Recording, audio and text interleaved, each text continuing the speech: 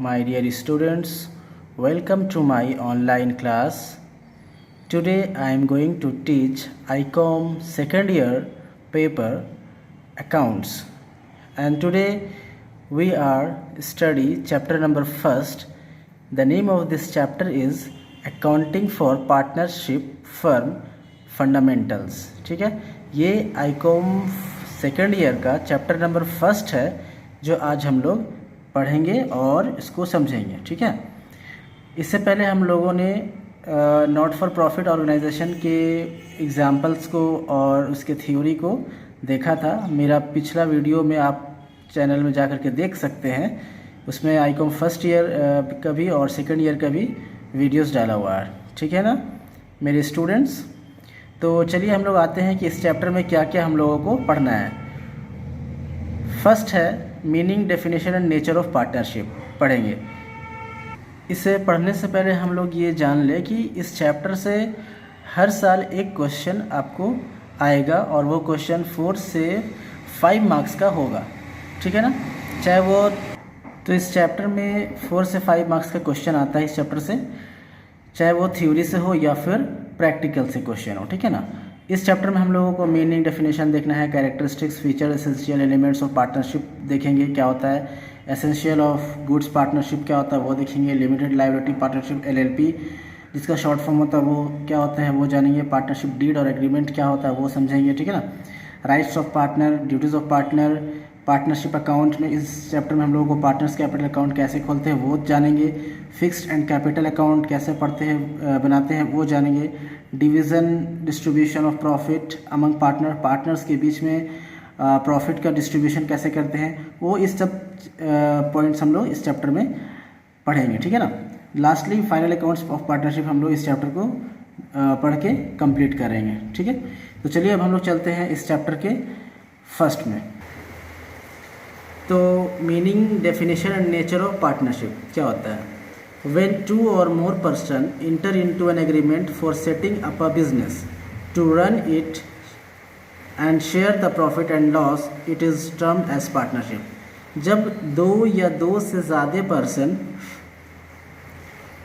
एक बिजनेस के लिए सेटिंग करेंगे, एग्रीमेंट करेंगे और उस बिजनेस में प्रॉफिट का जो शेयर होगा और जो लॉस होगा उसको डिस्ट्रीब्यूट करेंगे, it is termed as partnership. इसको हम लोग क्या बोलेंगे, पार्टनरशिप बोलेंगे। ठीक है ना, as per section 4 of the partnership act 1932, 1932 partnership act के अकॉर्डिंग सेक्शन 4 डेफिनेशन क्या कहता है, partnership is the relation between person who have agreed to share the profit of business carried on by all और any of them acting for all.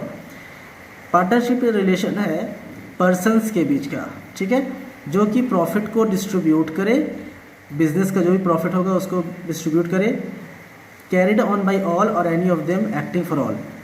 जितने भी partnership होंगे उसमें सबको उसके कैपिटल के अकॉर्डिंग प्रॉफिट को डिस्ट्रीब्यूट करेंगे अकॉर्डिंग टू एग्रीमेंट।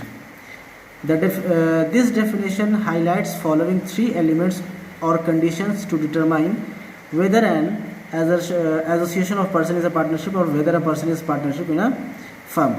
ये पार्टनरशिप एक्ट जो है 3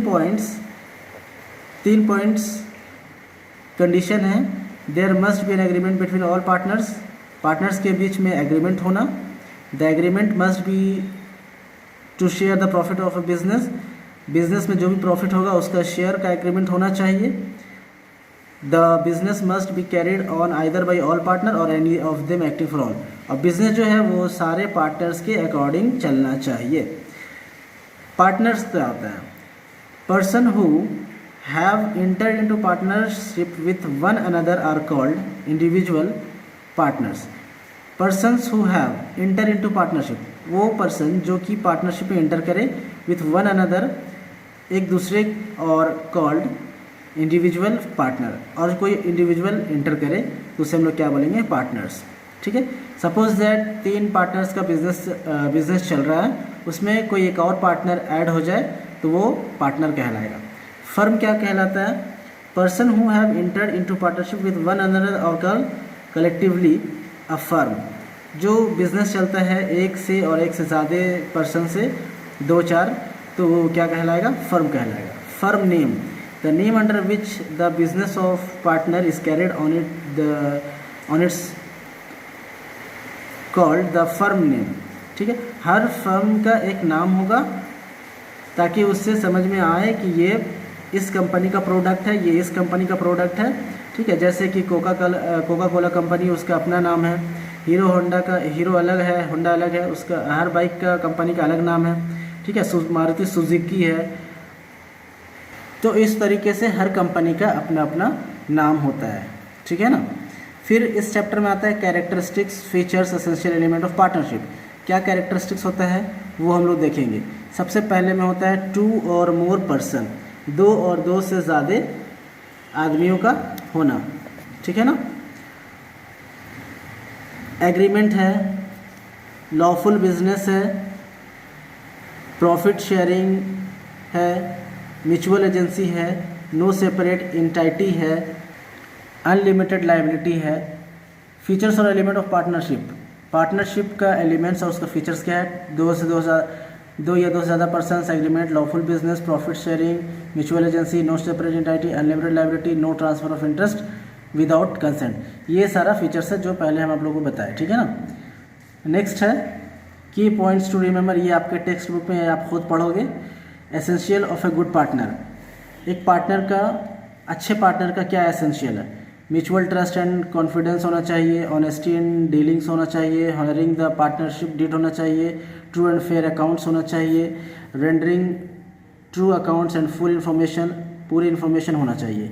लिमिटेड लायबिलिटी पार्टनरशिप क्या होता है? LLP, the concept of limited liability partnership LLP come into existence with enactment of limited liability partnership act 2008। ठीक है ना।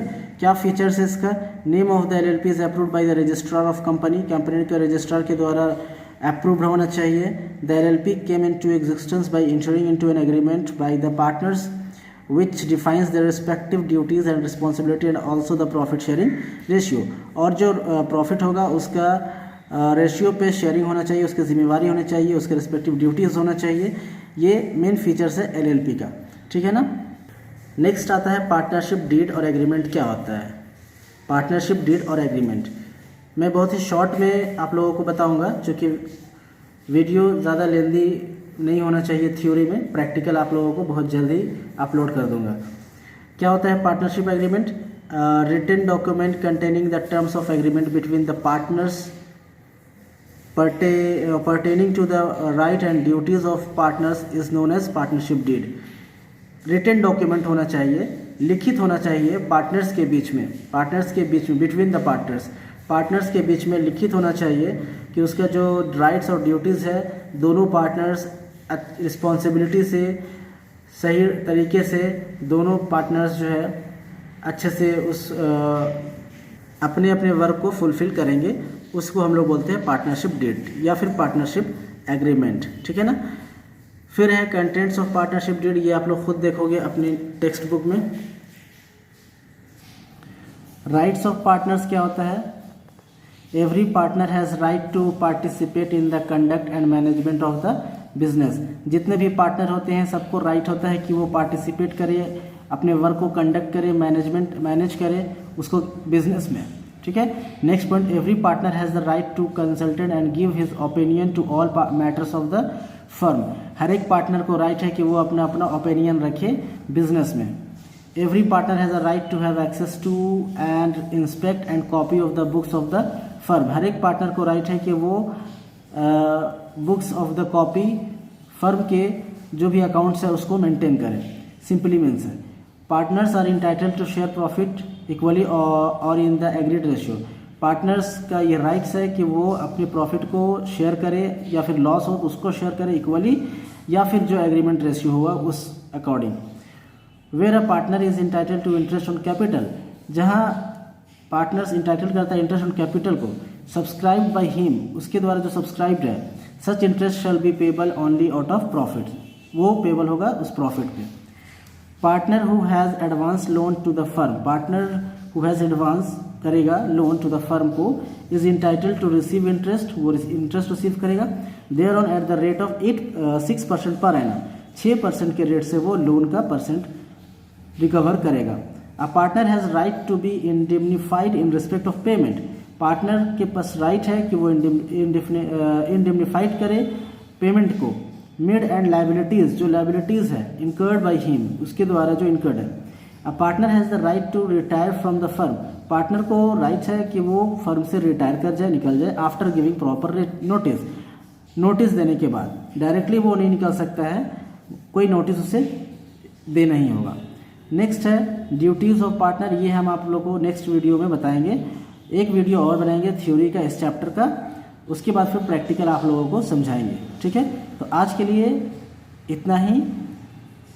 आपको अगर हमारा थ्योरी पे कोई कमेंट करना हो तो ज़रूर कमेंट कीजिए, और मेरे चैनल को सब्सक्राइब ना किए हो तो जल्द से जल्द करिए, ताकि आपको हमारा वीडियो आपको मिलता रहे और आप आराम से पढ़ाई कर पाइए। ठीक है, thank you all of you.